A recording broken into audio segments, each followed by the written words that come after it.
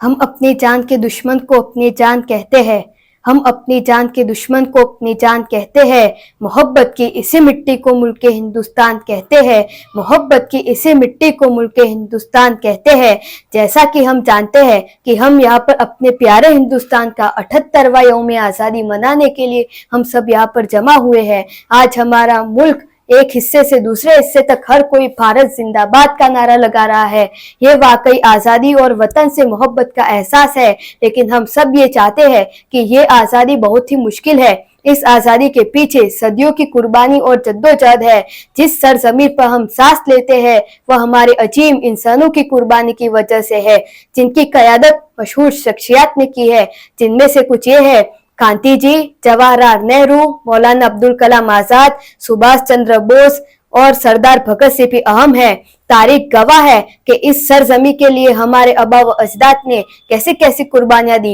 लोगों के हुकूक के लिए रहनुमा चट्टान की तरह खड़े रहे, कई बार कैद हुए और बहुत सी मुश्किलात का सामना करना पड़ा, फिर भी वो पीछे नहीं हटे। इस आज़ादी का सहारा हमारे अजीम लीडरों को दिया जाता है, जिन्होंने लोगों के हक के लिए कभी समझौता नहीं किया, अपने हर सुकून को कुर्बान करके आज़ादी की हिमायत की। दोस्तों, ब्रिटिश इंडिया में हम सब जंजीरों में कैद थे।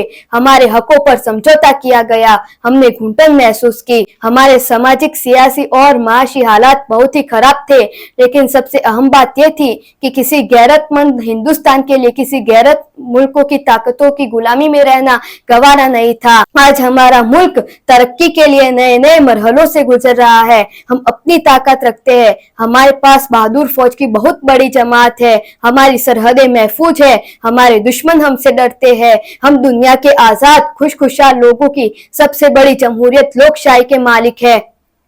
हम सियासी तौर पर ताकतवर है, माशी तौर पर मजबूत और अस्करी तौर पर हम तरक्की कर रहे हैं।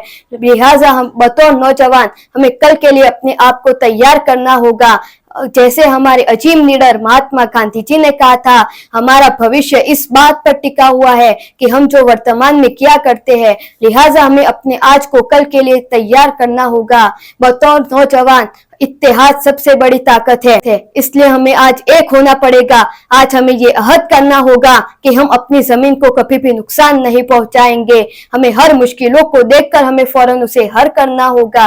अपनी बातों के साथ में अपनी गुफ्तगू को यहीं पर खत्म करता